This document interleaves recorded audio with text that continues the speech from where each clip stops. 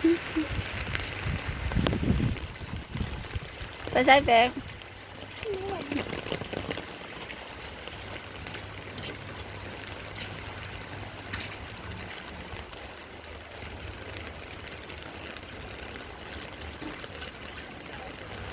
โอ้ยไปตลาดฝนตกย่างเอาเฮ็ด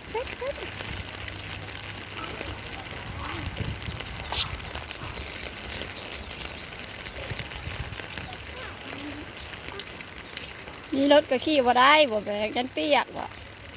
นี่มันไปย่านร้านชื่อนี่แหละฉันว่าลาซื่อๆบ่ย่างเอาเนาะเอาประมาณวงที่เต็มคงจะแข่งก็ยากเลย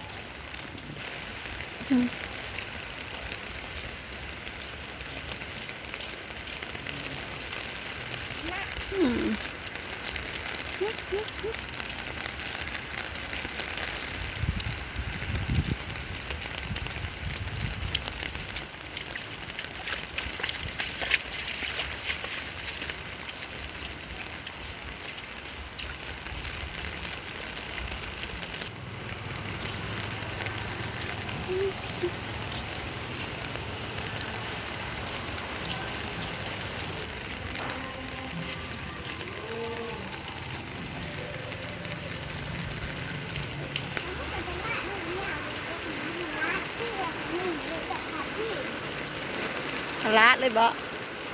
ทะละอยู่ใส่